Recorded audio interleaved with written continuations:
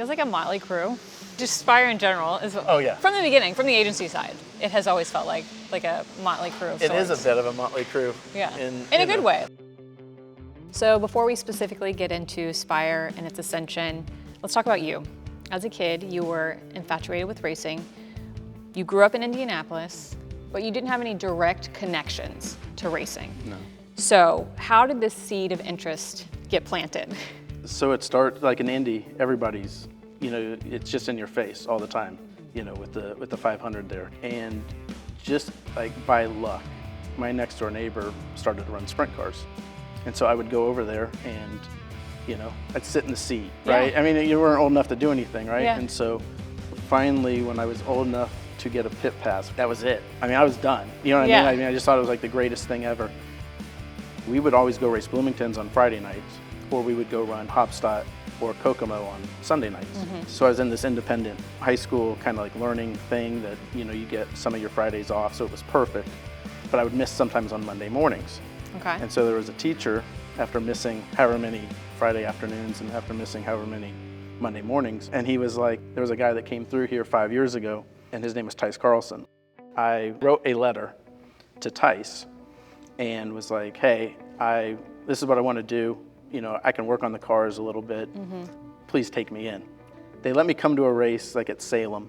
And I want to say it was like a month later or 2 months later, we came home from a race, and my mom, this great Lebanese woman, this is, it's all foreign to her. Racing is foreign to her. She was like, you have to be professional. You have to be a doctor or a lawyer. Mm-hmm. And all I wanted to do was race. So she wasn't supportive? She was not supportive. Okay. I still don't think she thinks I have a real job. To this day? To this day. Okay. And so Tice had dropped me off at home, and like no joke, like 20 or 30 minutes later, I had to call Tice and be like, hey, I need you to pick me up. I think my mom threw me out. And I went to go live with them. So do you see kind of her balking at it as part of your journey to find the support that you needed to then be sitting here today? Everybody speaks of like bulletin board material, right? And that motivation. And maybe that was that probably is actually, if you want to be my therapist, maybe that is it, right? Yeah. I mean, because it's like when you can't fail, it's not an option. Okay, how would you describe actually the first years working in racing? They're like the best days of your life, right? I mean, these are things that, I remember, watching Jeff Gordon and these guys on Thursday Night Thunder, and all of a sudden, you're there. For me, a guy that was just running like the local tracks or just working on those local teams, to all of a sudden be at IRP, to all of a sudden be at Salem, to already be at Winchester. I mean, I'm serious, it's the best days of your life. When I first met you, it was 2015. This is a handful of years after starting Spire Sports and Entertainment, but still a few years away from buying your first charter. How would you describe Spire at that point? Man, we were nuts. I mean, it was like controlled chaos, like right? A fraternity, a little bit. It was a fraternity, and that was probably, so that's our 5th year. We are representing a lot of great guys at that moment, right? I mean, you have Larson in the Cup stuff. I think we were working with Christopher Bell then and Stenhouse, and it was amazing how many guys we were working with, and they were all kind of making it, right? And we felt like we were really doing a good job. I mean, we're taking lots of sponsorship to other race teams. Our guys are making it, and we've made it kind of past it, right? So now we weren't like one bad decision from being out of business. Maybe we were like 2. The agency business, kind of fickle, right? Super time intensive. You're not really in control of your own destiny per se, right? You had, guys like Chip Ganassi coming to us being like, hey, you need to own your own properties. You need to own your own stuff. Like, what you're doing is great, but it could all be gone tomorrow. And so that's where we were like, man, we didn't know how we were going to pivot, and we didn't know it was going to turn into this, but we knew that we had to start pivoting. So you bought your first charter in 2018. You talk about a pivot. So had that pivot been in your mind for those few years between, again, 2015-ish until 2018? Yeah, the 2018 was a year where we had started promoting some races.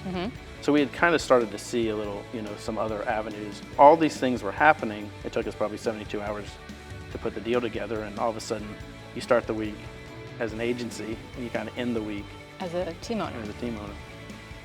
72 hours is not a lot of time.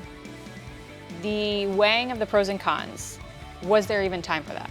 but your opportunities choose you, right? Yeah. So it's like you didn't have time, if that's what we wanted to do. And again, you had all these other things playing in the background, like, hey, how do we pivot, And it kind of made sense. It was a big jump. I mean, it kind of feels like jumping out of a plane and you don't know if you have a parachute on.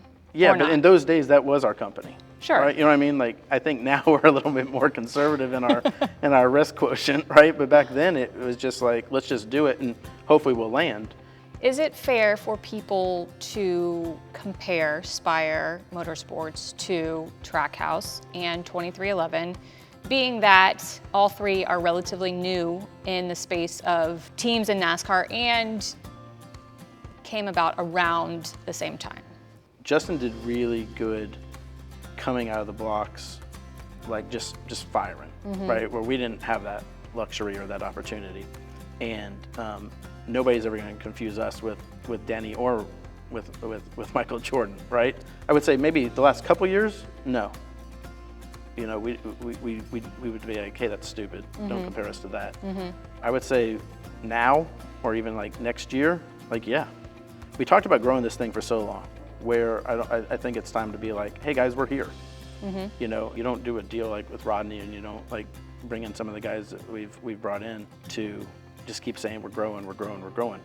Obviously, everybody's growing. Sure. But nobody's waiting for us. We got to get rocking.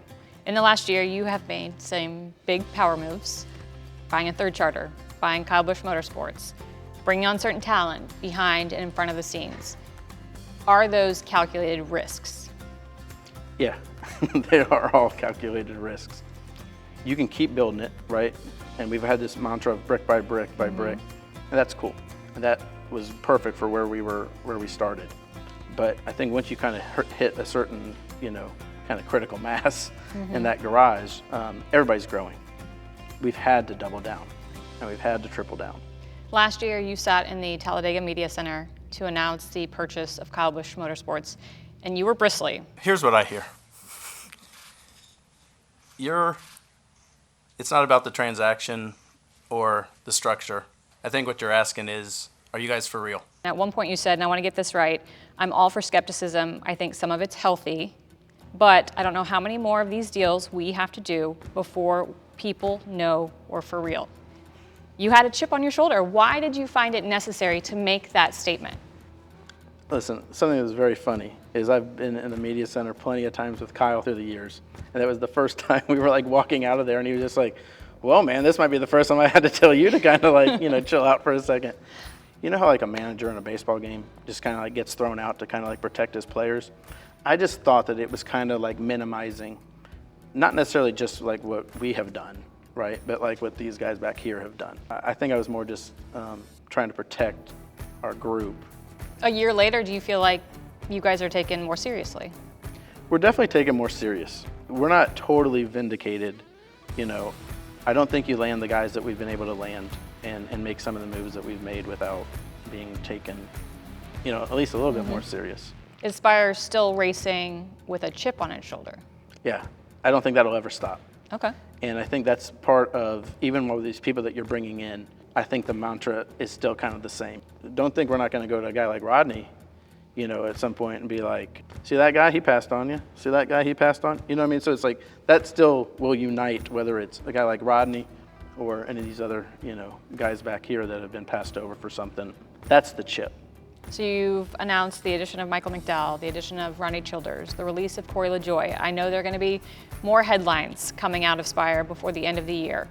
With all of these announcements, what message are you trying to send to the rest of the Cup teams?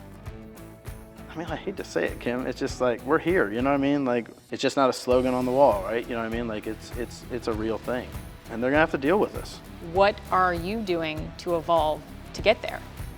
I think we're taking the decisions now that the bigger teams make, right? And obviously, making a decision like we did with Corey, who's super instrumental to here, right? And what we've done here, that sucked, and that sucks still. You go to battle with those guys, right? And it's not like you stop believing in them. You almost have to just, like you just talked about, right? Or how do you evolve? I wish it was easier. I've watched guys get terminated all the time. Certainly when it's just like, hey, this has been the face of your organization, for however long, it doesn't, I don't know there's a good way to do it.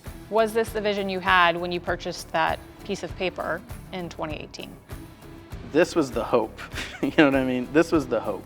Look, we're still not at that Hendrick, JGR level. We're on our way. We're certainly on the road. They might be miles ahead of us, but we're on our way. The vision here for the next couple of years is going to be, how do we say playtime's over, and how do we just take what we've got and turn it into something real? Playtime's over. So does this mean you are at the adult table versus the kids table now? We're at the adult table.